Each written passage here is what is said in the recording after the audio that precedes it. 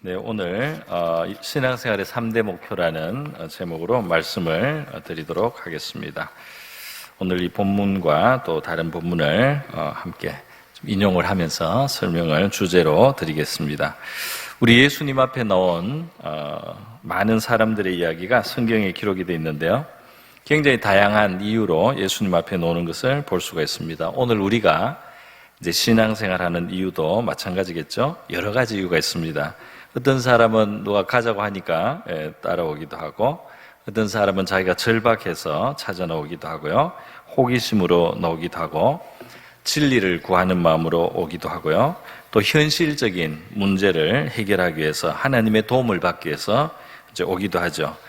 그래서 사실은 많은 사람들은 삶의 그 어려움 속에서, 고난 속에서 이제 그 도움을 필요로 해서, 하나님의 도움을 필요로 해서 나오는 경우가 사실은 굉장히 많습니다. 우리가 복음서를 보면 그런 사람들이 많죠. 이제 그 당시, 예수님 당시는 특별히 의술이 오늘날처럼 발달되지 못하고, 또 의술의 혜택을 받을 수 있는 이제 그 한계도 많았기 때문에 많은 사람들이 병을 고침받기 위해서 예수님 앞에 나왔고, 또는 이제 영적인 문제를 가지고 나왔죠. 귀신에게 사로잡혀 있다든지, 자식이, 이런 사람들이 예수님 앞에 자녀를 위해서 호소하기 위해서 나왔고, 하여튼 이 현실적인 문제가 상당히 많았습니다. 물론 베드로나 또 다른 그 사도들 같은 제자들을 보면 평소에 더 큰 어떤 구원을 기다리는 게 있어요. 그래서 이제 구세주가 오시고 이 하나님의 큰 구원이 이 땅에 이루어지기를 바라는 그런 구원자를 정말 바라는 그런 조금 더 수준 높은 그런 영적인 소원과 목적을 가진 사람들도 예수님 앞에 나왔습니다. 오늘날도 마찬가지죠. 그래서 이 영생에 대한 관심을 가지고 뭔가 그 구원이 필요하다는 것을 의식하고 이제 하나님 앞에 나오고, 어떤 사람은 자기의 어떤 죄 문제를 가지고 고민하다가 나올 수도 있고요. 이제 그렇게 나옵니다. 병자를 치료하시고 귀신을 쫓아주신 이제 예수님의 이야기가 많이 나오죠. 그래서 결국 이 하나님이 그 예수님을 통해서 이제 베푸신 이 구원에는 이 상하고 병들고 어그러진 것, 또 귀신에게 눌린 것, 이런 것을 이제 해결해주고 풀어주는 그런 이제 현실적인 그 치유, 구원, 이런 것들이 이제 참 많습니다. 그리고 어떤 사람들은 영혼의 깊은 갈증을 가지고 나왔죠. 내가 어떻게 해야지 하나님이 영생을 얻을 수 있습니까? 이렇게 나온 사람도 있고요. 그런데 여러분, 이 예수님 앞에 나온 것은 그때나 지금이나 비슷하다고 할 수 있습니다. 그래서 이 교회 속에서도 우리가 하나님 앞에 이제 이 교회를 바른 제단으로 이렇게 서갈 때 이곳에서 예수님은 그런 일을 오늘날도 하실 수 있는 줄 믿습니다. 예수님이 그런 일을 하셨기 때문에 복음이 전파가 되는 거죠. 아주 초자연적인 기적으로 병이 나았기도 하지만, 또 하나님이 복음의 사랑을 가지고 병원을 짓고 또 교육을 하고, 이렇게 해가지고 이제 그 문제들을 치료하고 고치는 이런 사랑의 수고로도 이제 하나님의 그 은혜는 여러 가지 모양으로 이제 나타났습니다. 자, 그래서 복음이 증거되는데요. 그러나 이 신앙생활을 한다는 것은 바로 그러한 병을 낫고 귀신을 쫓아내고 해서 이제 자유를 얻는, 그것이 이 신앙생활의 목표는 아닙니다. 그러니까 무슨 말이냐면, 우리 성경에 보면은 그 수르보니게 여인이 귀신 들린 딸 때문에 예수님 앞에 나왔어요. 딸이 귀신이 들려서 얼마나 엄마의 마음이 아프겠습니까? 얼마나 또 절실하겠어요? 그 예수님 앞에 나왔는데 예수님이 유대인이 아니라고 이 여자를 그 은혜 받을 자격이 없는 것처럼 그렇게 취급을 처음에 했습니다. 그것은 이제 예수님이 이 이방 여자, 유대인이 아니지만 이 여자의 믿음을 이제 드러나게 이제 하시는 과정이었어요. 그래서 이 자녀에게 줄 떡을 이 개들에게 던지지 않는다, 이런 아주 좀 모욕적으로 들릴 수 있는 그런 말씀을 했는데, 그게 이제 당시 유대인들이 생각하는 보통 관념입니다. 이제 이 여자가 그 관념을 뛰어넘어서 예수님 앞에 나올 수 있는지 없는지, 이제 이 여자의 믿음이 시험받는 순간이었어요. 그래서 그것을 뛰어넘는 믿음을 이 여자가 가졌을 때, 보였을 때 이제 주님의 그 치료가 그 여자에게 베풀어질 수 있었습니다.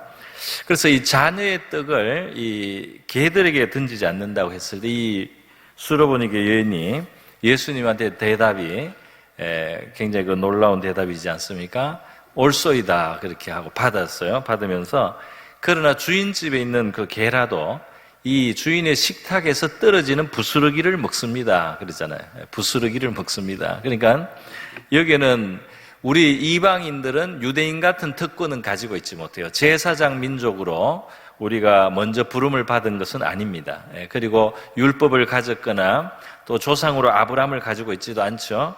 그럼에도 불구하고 우리도 주인집에 사실은 그늘 아래 있지 않느냐. 주인집에 속한 개는 주인의 개잖아요. 그죠? 그러니까 이방인이 비록 유대인이 아니라더라도, 아브라함의 직속 후손은 아니라더라도 이 천지와 만물을 지으신 하나님의 피조물이고 우리가 그 하나님, 이스라엘의 하나님, 이스라엘을 제사장 나라로 부르신 그 하나님의 은혜 아래서 우리도 살아가는 존재다. 이렇게 시인을 한 겁니다. 그래서 하나님이 이스라엘 백성을 제사장 나라로 부르실 때도 그 말씀을 출애굽기 19장에 하셨죠. 모든 세계가 다 내게 속해 있지만은 너희는 나의 특별 소유가 돼서 제사장 나라가 되라. 제사장 나라는 이제 온 세계를 위해서 통로가 되라는 사실은 사명인데요. 이스라엘 백성들이나 유대인들이나 이제 이 하나님의 더 큰 계획을, 더 큰 마음을 보지 못하고 자기들만 구원받고 이방인들은 다 하나님 앞에 가치가 없는 존재인 것처럼 그렇게 이제 착각을 했습니다. 그런데 하여튼 이 여인은 예수님 앞에 나와서 우리도 주인집에 속했습니다. 우리도 하나님께 속했습니다. 그런데 내가 지금 요구하는 것은 큰 것이 아니고 부스러기다 하는 겁니다. 부스러기를 베풀어 주십시오. 그 부스러기가 뭐냐? 이 여자가 요구하는 부스러기가 바로 자기 딸이 귀신에게서 노임을 받는 거예요. 귀신을 쫓아내 주시고 이 딸을 정상적으로 되게 하는 것, 이것이 이 여자가 부스러기라고 지금 말을 하는 겁니다. 그러니까 귀신을 쫓아낸다든지 병을 고치는 이 많은 일들이 일어났는데요. 그게 대단히 막 참 사실 우리 보통 사람들에게는 충격이죠. 뭐 현장에서 진짜 소경이 눈을 뜬다든지 또 기머리 귀가 열린다든지 무슨 암이 막 낫기도 하고요. 이런 이제 이전에 뭐 부흥회나 이런 데서 이제 일어나던 일입니다. 그러면은 사람들이 굉장히 감탄하고 놀라지만 사실은 이제 그런 것들은 부스러기다 하는 거예요. 부스러기. 하나님이 우리에게 주실 수 있는, 주시고 싶은 것들의 부스러기 정도의 내용이라는 겁니다. 그것은 귀하지만은 그보다 훨씬 더 큰 것이 있다는 걸 말하는 거죠. 그러면 이 자녀들이 받는 진짜 그 떡, 진짜 그 양식, 주식이 되는 그 하나님의 선물은 무엇이냐? 그게 이제 오늘 제가 말씀드리려고 하는 세 가지 목표라고 할까요? 세 가지 사항이라고 할 수가 있겠습니다. 그래서 이 신앙생활은 우리는 지금 뭐 어려운 문제를 해결하기 위해서도 주님을 찾기도 하고, 심지어 어떤 사람은 뭐 그냥 경제적으로 너무 어려워서도 하나님 찾잖아요. 파산하게 됐기 때문에 하나님 앞에 나와서 기도하고, 그것 때문에 은혜 받는 사람들이 있단 말이죠. 그러니까 그런 것을 하나님이 도와주시고 자비를 베풀어 주시고 하나님의 어떤 도움을 나타내셔서 하나님의 능력이나 또 하나님의 자비하심을 이제 경험하게 하는 그런 수단이 됩니다. 그런데 우리에게 그 적은 것은 아니지만 그것이 부스러기이다는 거예요. 그것이 부스러기가 될 정도로 사실은 더 하나님이 우리에게 주시기를 원하시는 더 큰 선물이 있다는 겁니다. 그래서 그 큰 선물이 뭐냐? 그것을 오늘 제가 이제 정리해서 말씀을 드리려고 하는 겁니다. 그 첫 번째는 뭐냐?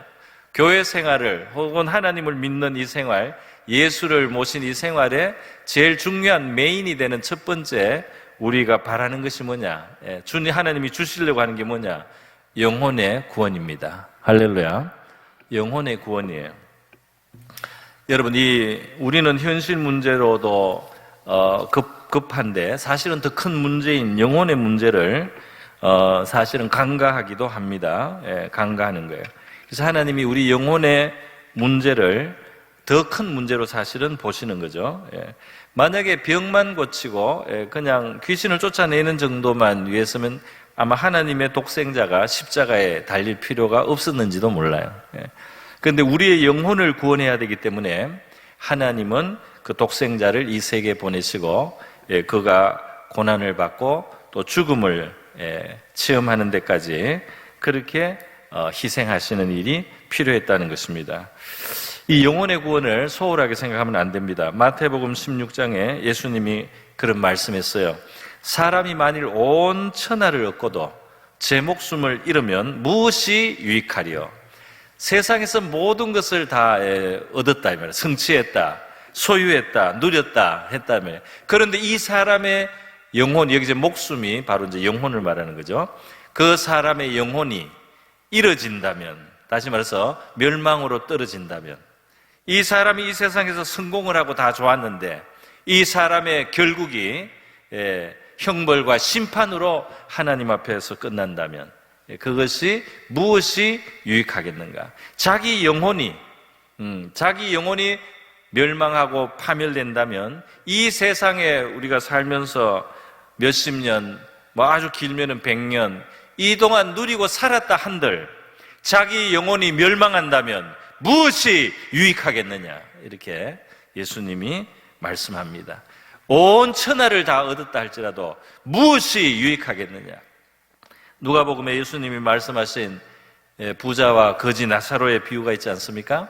날마다 잔치를 베풀고 화로운 옷을 입고 그리고 아주 그냥 인생을 다 누리고 즐기고 산 이런 부자가 있었지만은 그 사람이 영혼을 잃었어요.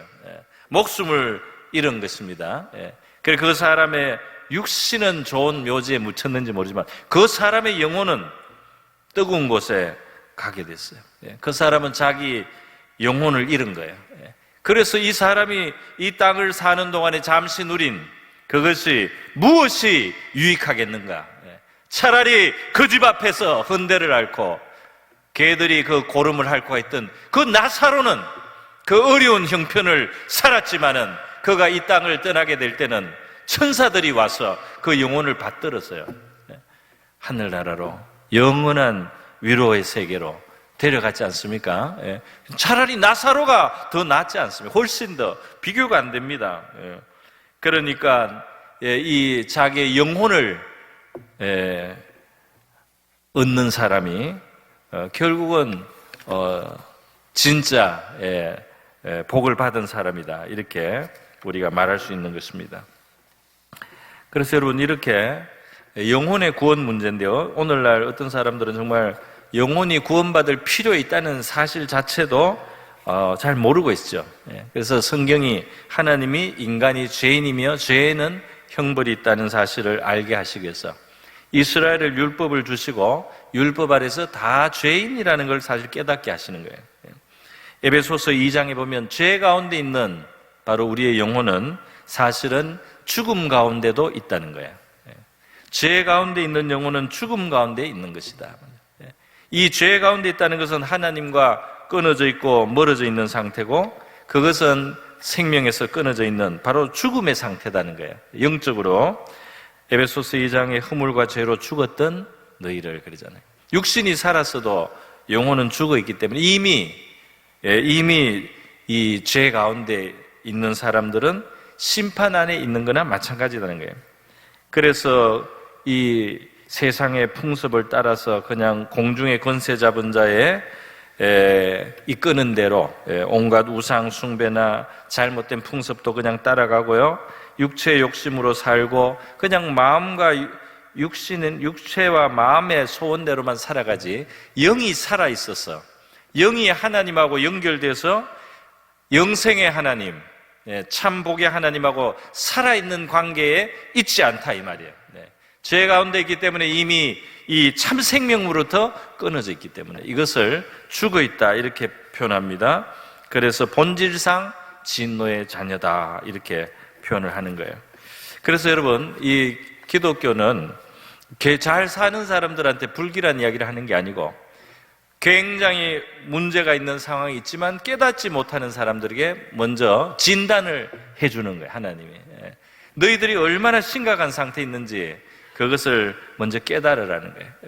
그래서 이스라엘에는 율법이 주어지고 오늘날 시대에는 십자가로 복음을 전합니다. 하나님의 아들이 십자가에 못 박히는, 바로 그것을 통해서 우리 가지고 있는 문제를, 심각성을 하나님이 보여준다 이 말입니다.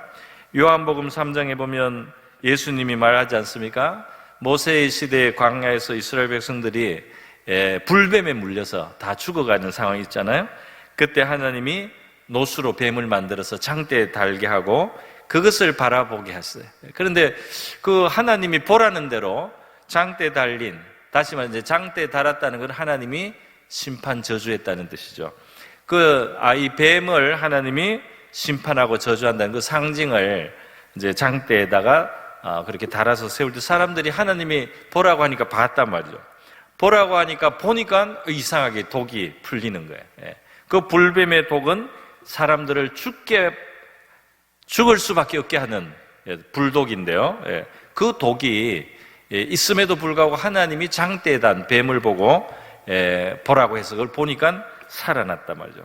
해독이 되었습니다. 그러면서 예수님이 하시는 말씀이 바로 나 인자도 광야에 모세가 든 뱀처럼 들려야 할 것이다. 그래서 그를 믿는 자마다 영생을 얻게 하려 합니다.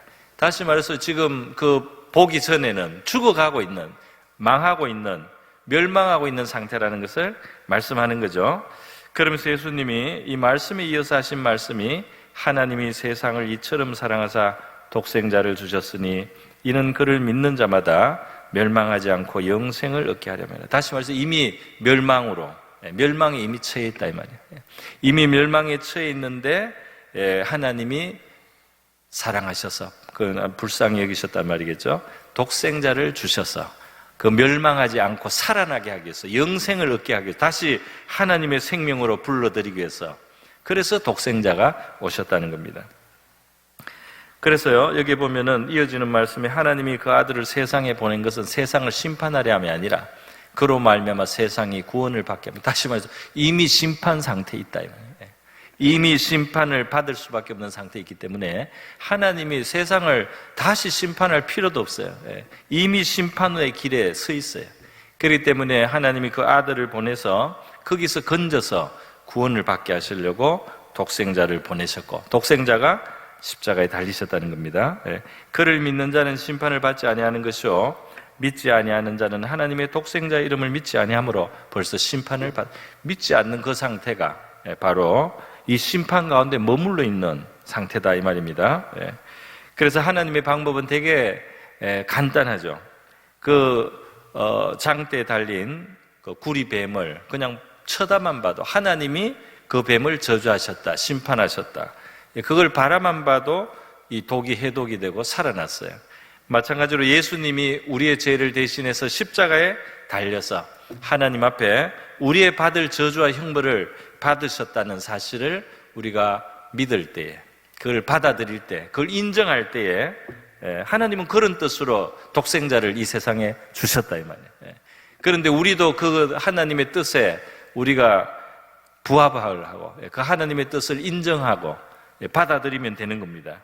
그래서 이렇게 그 독생자가 바로 그러한 목적으로 그렇게 죽으셨다는 사실을 우리가 인정할 때 그게 우리를 구원한다는 겁니다. 할렐루야. 요한복음 20장에서 오직 이것을 기록하면, 예수님에 대한 기록을 한 이유는 바로 믿게 한다. 이 예수님을 믿게 하려고, 하나님의 아들이시고 우리를 위해서 오신 분이라는 걸 믿게 하려고, 너희로 예수께서 하나님의 아들 그리스도이심을 믿게 하려 하며, 그리고 그렇게 믿으면 어떻게 되느냐? 믿고 그 이름을 힘입어 생명을 얻게 하려 함이니라. 그게 바로 생명을 주고 영생을 준다 이 말입니다. 오늘 읽은 베드로전서 1장 이 8절 9절에서 9절 말씀도 그잖아요. 우리가 예수 믿는 믿음은 결국 무엇을 얻게 합니까? 믿음의 결국은 영혼의 구원을 받음이라. 여러분, 우리 모든 것은 지나가잖아요. 그죠? 우리의 소유도 우리가 놓고 가야 되고, 우리 자체 남는 것은 우리 자신이에요. 그냥 우리의 영혼밖에 남는 게 없습니다. 그런데 이 영혼이 구원받느냐 안 받느냐, 그게 제일 이제 중요하죠. 하나님이 볼 땐 그게 제일 중요하다 이 말이에요. 그게 제일 중요했기 때문에 하나님이 이 성도들을 다룰 때 보면 우리의 소원을 다 이루어지지 않는 경우가 있잖아요. 우리는 더 모든 것이 잘 되고만 싶은 마음인데 하나님은 때로 우리에게 어려움을 주거나 또는 결핍을 주거나 또는 고민을 주거나 이렇게 하는 경우도 있다 이 말이에요.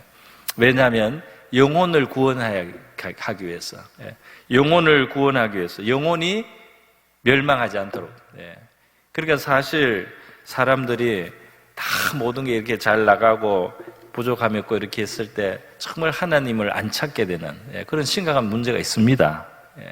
심각한 문제가 있어 사람이 풍족하고 아무 아쉬울 것이 없는데 하나님을 간절히 찾겠는가? 그 우리가 참 생각해 볼 수 있는 문제 아니겠어요?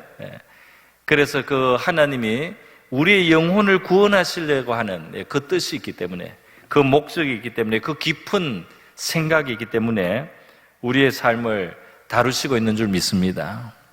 그냥 무조건 모든 걸 다 그냥 준다고 그게 꼭 유익하냐? 그냥 그렇게 살다가 멸망으로 갈 수도 있어요. 영혼을 잃을 수가 있습니다.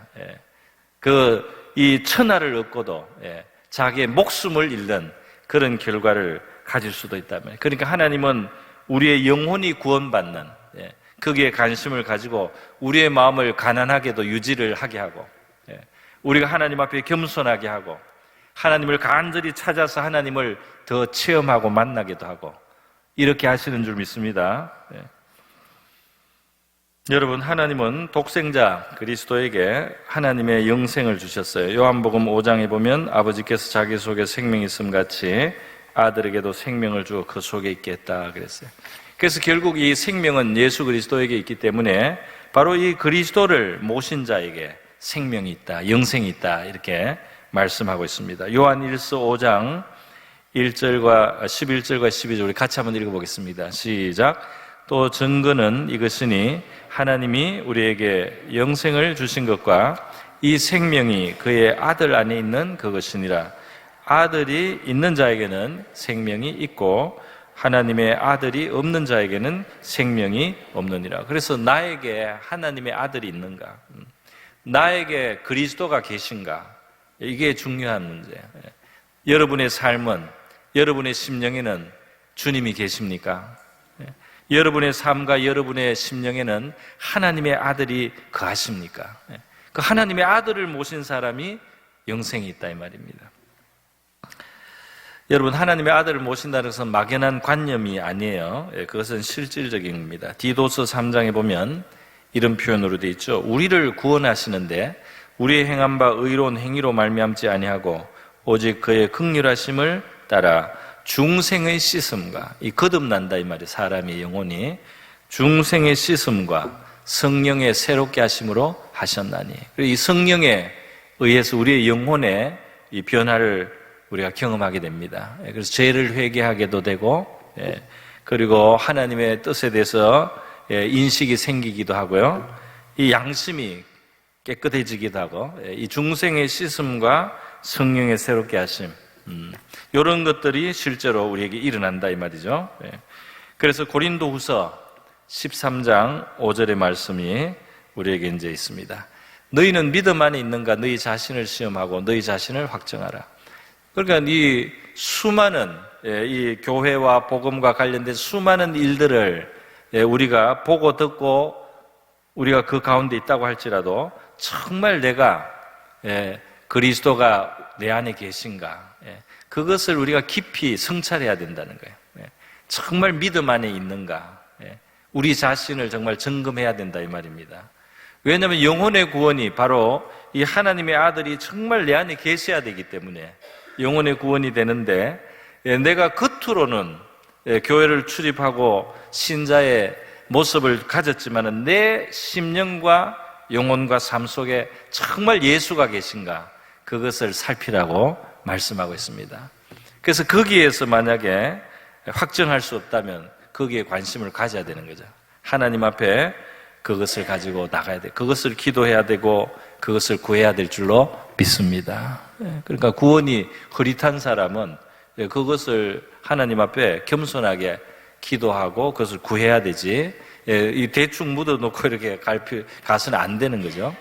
물론 믿음이 성장하면은 이제 이 긴가민가 하는 게 없어져요. 이 긴가민가 확신이 없는 거는 두 가지 이유입니다. 하나는 아직 안 모셨기 때문에 모를 수가 있고요. 또 하나는 모셨지만은 거듭났지만은 믿음이 너무 어린 상태에 있으면 그거를 확신을 갖기가 어려울 수가 있어요. 그렇기 때문에 이 믿음은 가지면 성장해야 되고, 믿음이 성장하면은 이 주님과의 관계가 이제 확신이 되는 거죠. 그래서 자연스럽게 자기를 확정할 수 있습니다. 믿음 안에 있다는 것을. 우리에게는 이러한 확정이 있기를 바랍니다. 여러분, 이 신앙생활의 목표 첫 번째 영혼의 구원을 지금 말씀드렸습니다. 그러면 두 번째 목표는 무엇이냐? 바로 이제 방금 이야기를 제가 언급을 시작한 겁니다. 뭐냐면 왜 모이고 또 이렇게 기도하고 예배하고 또 교회에서 배우고 교제하고 이렇게 하느냐? 우리 하나님이 우리 신앙생활에 두신 큰 뜻은 우리를 구원할 뿐 아니라 우리를 변화시키면서 우리를 성장시켜서 하나님을 닮도록, 하나님의 백성답게 되도록, 하나님의 자녀답게 되도록 이 자라나게 하는데 큰 하나님의 뜻이 있고 목적이 있는 줄 믿습니다. 그러니까 신앙생활을 한다는 것은 신앙이 성장하는 것을 도모해야 된다는 거죠. 또 그것을 기대하고 그것을 바라는 거야 돼요. 또 우리 교회의 모든 일들 속에는 이제 그런 목적을 가진 이제 교회 일들이 되어야 되는 거죠. 우리 교회가 물론 서로 사랑하고 이렇게 위하고 기쁨과 위로를 주는 것도 있지만 신앙이 이제 자라야 되겠죠. 그냥 위로만 받는 걸로 끝나서는 안 되고 이 각 사람의 신앙이 이제 성장을 해야 되는데, 베드로전서 2장 말씀해 보면 이 신앙이 자라라는 거예요. 그래서 갓난아이들 같이 순전하고 신령한 젖을 사모하라. 이는 그로 말미암아 너희로 구원에 이르도록 자라게 하려 함이라. 구원이 확신할 수 있을 정도로 이 신앙이 자라가기 위해서 신령한 젖을 사모하라. 신령한 젖은 바로 하나님의 말씀을 지금 이제 비유적으로 이제 표현을 한 것입니다. 여러분, 이 신령한 젖을 사모하라. 그러니까 무슨 말이냐면 이 태어나서 생명을 가졌다면 이 생명은 보통 생명 형상의 제일 대표적인 특징은 생명이 나면 보통 자라는 거예요. 생명은 그냥 머물러 있는 경우가 거의 없잖아요. 생명은 자랍니다. 성장합니다. 변화가 됩니다. 애들이 하루하루 이렇게 자라나요. 자랄 때 보면 이제 물론 여러 가지 요소가 있겠지만 제일 중요한 것은 이제 먹어야 돼요. 영양이 이제 공급이 돼야 되죠. 즉 바로 그걸 말하는 겁니다. 이 신앙생활을 할 때 하나님의 말씀을 받아들여서 말씀을 흡수해서 말씀이 자기 것이 됨으로 성장하라는 거예요. 할렐루야. 이 신앙생활의 바로 이제 두 번째 중요한 면이라고 하겠습니다. 그래서 여러분, 이 사람이라고 하는 것도 그렇고 모든 생물도 그렇지만 생명을 가지면 보통 이게 성장하잖아요. 성장을 하고 이게 성숙해져야지 이제 말하자면 제목을 좀 톡톡히 하잖아요. 그죠? 그것처럼 이 신앙생활도 이 구원만 받고 끝나는 거는 이거는 뭐 시작하고 마는 것 같아요. 구원받은 사람은 하나님의 말씀을 흡수해야 됩니다. 그걸 이제 자기 것으로 소화하고 거기에서 힘을 얻고 지혜를 받고 이제 교훈을 받고 거기서 은혜를 받으면서 이게 이제 자라나가야 되는 거예요. 영혼이 자라나는데 그러면 이제 그 몫을 하는 이제 그런 형상, 하나님의 형상다운 존재가 이제 돼 가는 겁니다. 여러분, 이 신기한 것은 아기들이 아무 지식도 없지만 본능이 있어요. 그죠? 그 본능이 뭐냐면 젖을 빤다는 겁니다. 그 배고프면 그걸 괴로워하는 거예요. 그래서 이 젖 비스무리한 것만 물려줘도 본능적으로 막 이걸 빨아당겨서 그걸 자기 안으로 막 빨아당기는 거잖아요. 그 이제 그 본능이 있잖아요. 마찬가지로 우리가 은혜를 받은 성도들은 하나님의 말씀을 사모하게 되는 줄 믿습니다. 말씀을 이제 달게 받고 사모하고 간절히 받는 거, 이게 이제 영적으로 생명이 있거나 건강할 때 되는 거예요. 그것이 이제 물론 약한 아기도 있어요. 기운이 없어서 젖도 제대로 못 빨고 그런 아기도 있습니다. 그렇지만은 이 젖을 빨는 그 식욕이 있어요. 그리고 그것이 채워지지 않으면 힘들다면 허기가 고통으로 느껴지는 겁니다. 그런 것처럼 이 하나님의 말씀이 없으면 우리가 이제 괴로워지는 거죠. 그 영혼이 생명이 있기 때문에 그 양식이 없으면 이제 괴로워지는 거예요. 영적으로 생명을 가진 사람은 영적인 양식을 먹어야 할 줄로 믿습니다. 잘 적당하게 잘 이렇게 먹어 나갈 때 건강해지는 거예요. 그죠? 몸이 자라고 힘이 생기고 그렇게 되듯이 우리 신앙생활도 신령한 젖인 하나님의 말씀을 우리가 먹고 받아들이고 그걸 가지면서 이제 우리가 성장해 나간다는 것입니다. 베드로후서 3장에 보면 구주 예수 그리스도의 은혜와 그를 아는 지식에서 자라가라. 이 자라가라는 표현이 성경에는 있는 거예요. 우리가 아이들이 자랄 때 젖을 먹고 자라고, 또 우리가 교육기관에서 교육하지 않습니까? 뭐 유치원, 초등학교, 중등학교, 고등학교, 대학교 이렇게 교육도 많이 하잖아요. 마찬가지예요. 그러니까 영적으로도 우리가 하나님 앞에서 이제 성장할 때 하나님의 진리로 우리가 이제 계속 교육을 받아야 됩니다. 디모데후서 3장입니다. 우리 같이 한번 읽어보겠습니다. 읽습니다. 시작. 모든 성경은 하나님의 감동으로 된 것으로 교훈과 책망과 바르게 함과 의로 교육하기에 유익하니 이는 하나님의 사람으로 온전하게 하며 모든 선한 일을 행할 능력을 갖추게 하려 함이라. 우리가 학교 교육을 이렇게 받는 것도 다 사회생활하고 자기의 이 생업을 하고 또 정상적으로 건강한 국민 생활을 할 수 있는 수준으로 우리를 길러주는 거예요. 그래서 한국 사람들이 교육열이 많았기 때문에 교육 수준이 높은 국민이 됐습니다. 우리도 이 해방 직후에는 문맹률이 엄청나게 높았어요. 그래서 이 한글 읽을 수 있는 사람이 정말 17%인가요? 상당히 적었어요. 그 글을 못 읽는 사람이 훨씬 더 많았다 이 말이에요. 그런 나라로 출발을 했는데 참 하나님의 은혜로 우리 그 선각자들이 이 복음으로도 우리가 빛을 받았지만 교육적으로도 열심히 했고 또 국민 의무 교육 제도를 빨리 세워가지고요. 그냥 우리가 해방되고 몇 년이 안 됐을 때 이 문맹률을 거의 퇴치했습니다. 그런데 지금도 이 전 세계는 이 글을 못 읽는 자국민들이 많은 나라들이 꽤 많아요. 미국만 해도 굉장히 많습니다. 그건 너무 자유롭게 그냥 해가지고 의무교육 우리 한국은 굉장히 강하잖아요. 또 교육열도 높고 미국에도 이 글을 모르는 분들이 꽤 있다 이 말입니다. 그런데 이렇게 이제 교육을 받아서 훈련이 돼 있고 지식을 습득할 수 있고 계속해서 발전할 수 있는 이 토대가 잘 돼 있잖아요. 그러니까 신앙생활도 우리가 이 성경을 배우고 성경의 뼈대를 알고 진리의 중요한 내용들을 제대로 이해를 하고 이렇게 해서 이제 이 신앙생활을 건강하게 건전하게 할 수 있는 이 토대가 놓이고요. 뭐 신앙생활뿐 아니라 우리가 믿음을 가진 사람으로서 살아가는 그런 방향성이라든지 그런 어떤 지혜라든지 하나님의 어떤 그 뜻에 대해서 이해하고 그렇게 살아갈 때 우리의 믿음 생활이 원만하고 또 우리의 하나님과 함께 살아가기가 좋다 이 말이에요. 그러니까 바로 우리도 이렇게 교육을 받아서요 우리가 점점 온전하게 되고 또 선한 일을 하나님의 뜻을 행할 수 있는 이런 능력도 이제 구비가 된다 그렇게 말씀을 하고 있는 것입니다. 자, 그래서 여러분 이렇게 그 성경을 통해서 우리가 교훈과 책망과 교훈을 받고요 책망도 받아요. 이게 이제 잘못된 것을 깨닫게 하는 거 정말 중요하잖아요. 우리 그 공부하는 학생들한테 보면 이제 수능이 다가오고 이렇게 하면은 뭐 잘하던 거 계속 하지 말고 뭐가 틀렸는지 그것만 좀 열심히 하라는 이런 그 주문도 있습니다. 그렇게 그 공부 지도하는 분들 많잖아요. 자기가 틀렸던 문제를 좀 이렇게 다시 제대로 좀 이렇게 공부를 해서 그거를 바르게 이제 알고 넘어가면 이게 이제 효과가 많다. 그렇게 이제 가르치는데요. 교훈도 그리고 책망도 그리고 바르게 함과 의로 교육하는 이러한 하나님의 말씀이 저와 여러분에게 많이 풍성하게 역사할 수 있기를 바랍니다.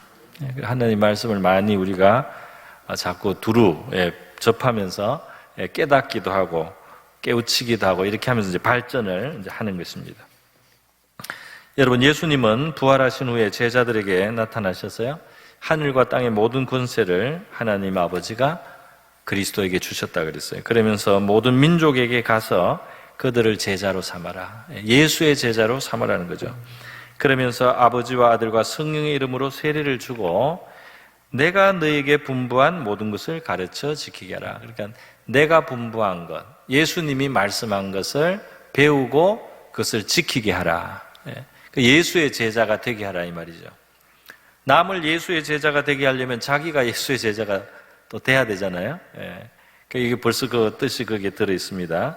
내가 너희들에게 말한 것을 가르쳐서 깨우치고 알게 하고 지키게 하라. 지키게 하라는 것은 무슨 뜻입니까?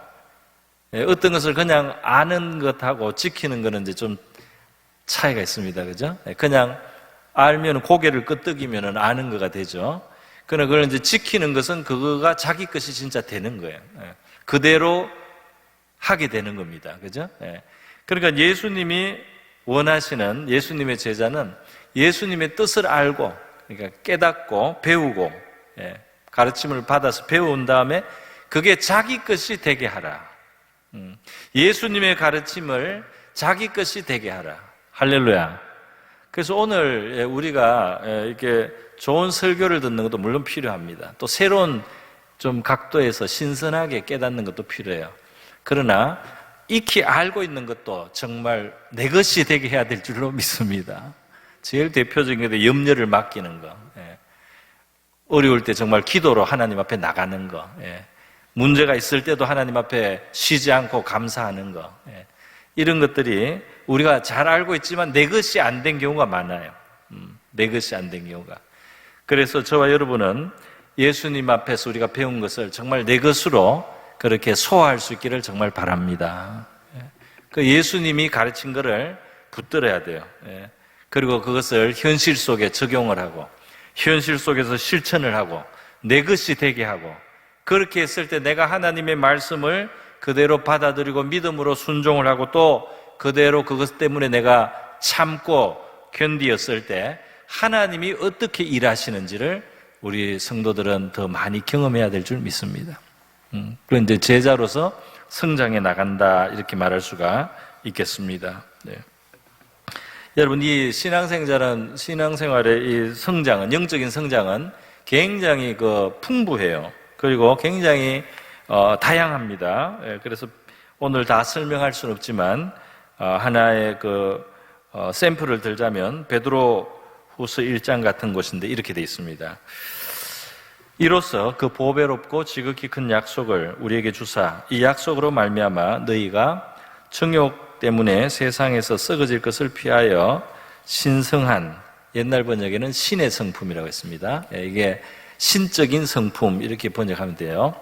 신성한 성품에 참여하는 자가 되게 하렵니다. 그래서 우리를 하나님이 구원을 하셔서 이 하나님다운 그런 성품을 가진 자가 되게 하는 목적이 굉장히 높습니다. 그러면서 뭐라고 했느냐면, 그러므로 너희가 더욱 힘써 너희 믿음의 덕을 그랬어요. 믿음이 있어야 되겠죠, 먼저는. 그러나 믿음만 있어서는 안 되고 덕도 있어야 된다 이 말이에요. 믿음이 있는 사람은 덕도 있어야 된다 이 말이에요. 믿음은 좋은데 덕이 없는 경우가 있을 수 있습니다. 그죠? 믿음은 되게 세요. 그런데 덕이 없어서 주변 사람들에게 굉장히 어려움을 주는 경우가 있어요. 믿음이 세다고 하면서도 덕이 안 되는 경우가 있어요. 덕을 못 세우는 경우가 있다. 믿음이 있는 사람은 덕에 대해서 덕을 더해야 된다 이 말입니다.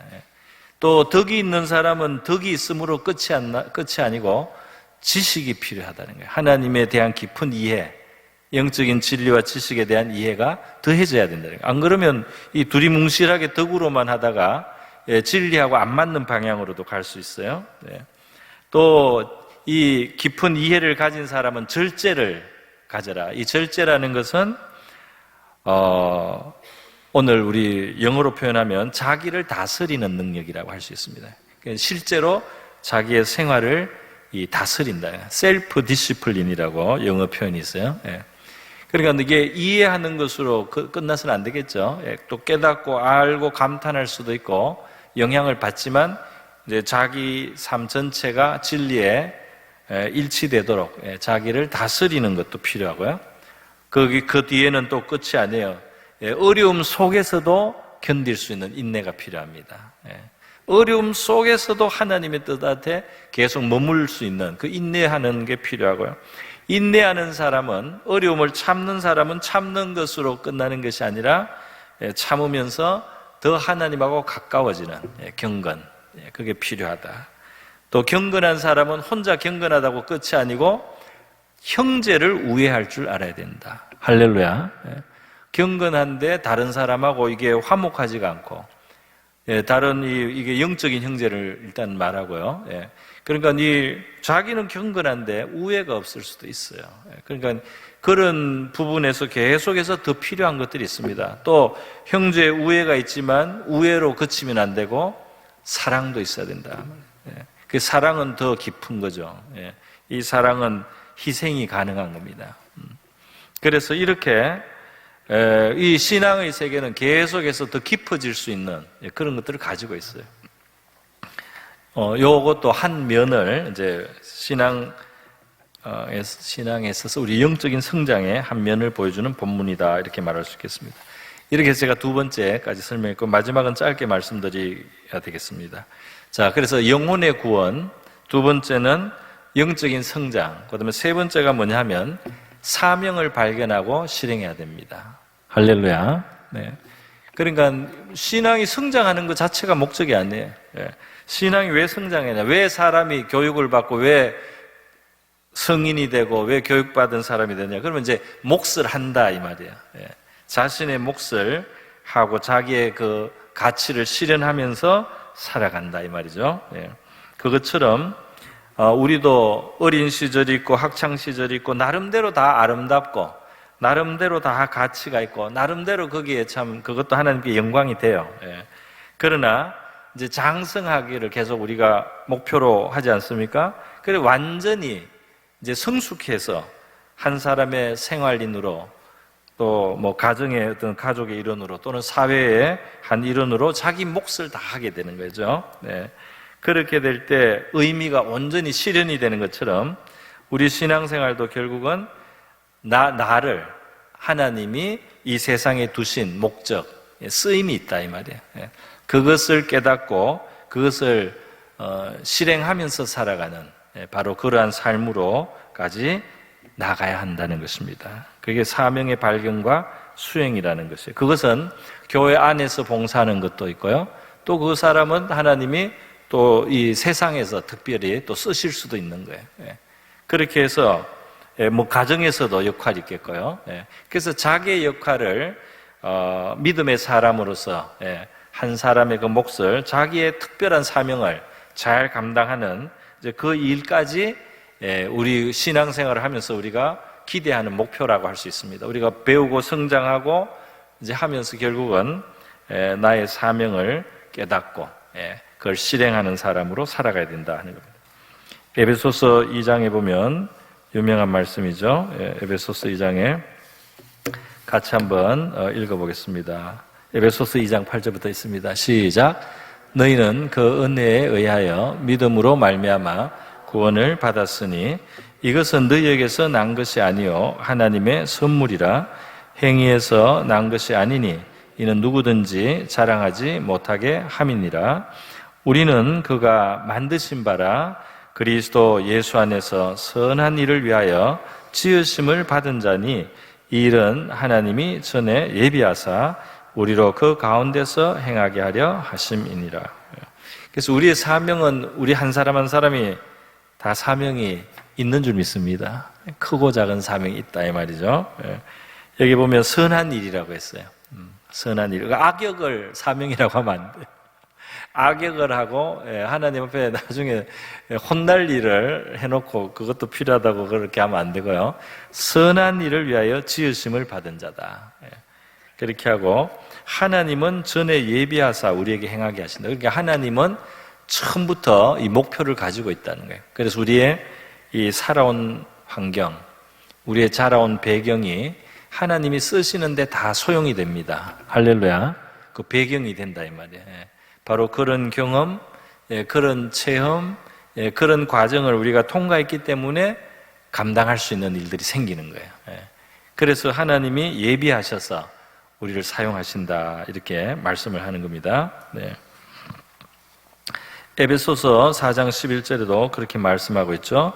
어떤 사람은 사도, 어떤 사람은 선지자, 어떤 사람은 복음 전하는 자, 어떤 사람은 목사와 교사로 삼으셨으니.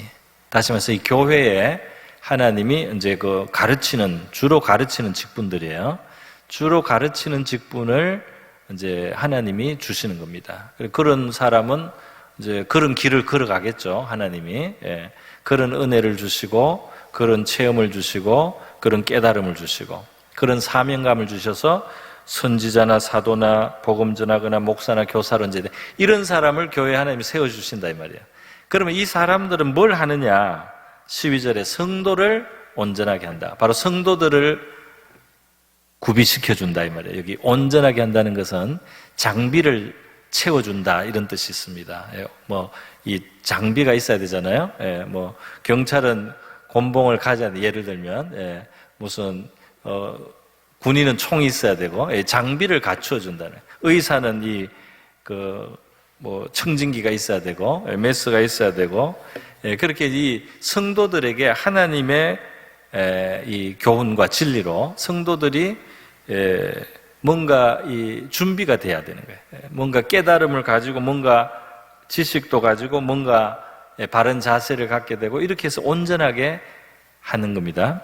성도를 온전하게 하여 봉사일을 하게 하며 그랬어요.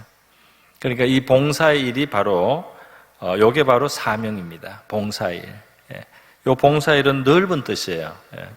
영어에는 ministry라는 그 뜻이 여기 요 단어를 씁니다. 그게 뭐냐면 사역이라는 뜻이에요. 사역. 이 minister라는 말은 이 영어에서는 이 장관이라는 뜻입니다. 어느 부서의 미니스터, 장관이에요. 그러니까 무슨 말이냐면 어떤 분야의 일을 한다 이 말입니다. 그러니까 우리 성도들은 결국 어떤 자기의 분야, 자기의 몫이 있다 이 말이에요.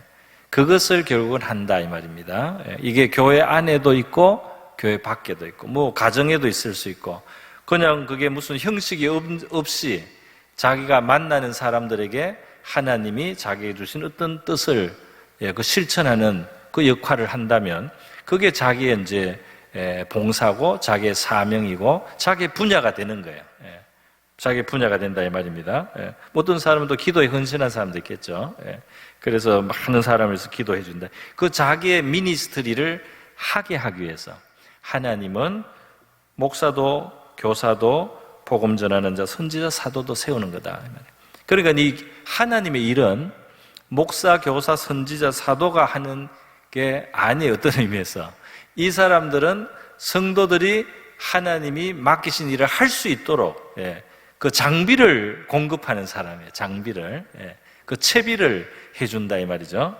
채비를 해주면 모든 성도들이 자기의 사명을 결국은 깨닫고 자기 인생을 하나님이 어떤 목적으로 쓰시는지를 아는 상태로 그렇게 성장해서 결국 그런 일들을 하면서 살아야 한다는 것입니다. 이게 하나님의 큰 그림인 줄 믿습니다. 여러분, 이 세상에서 제일 힘든 직업이 예전에 그 우스갯말이 있었죠? 제일 힘든 일이 뭡니까? 제일 힘든 직업이 백수라는 그 직업이 제일 힘들다는 거예요.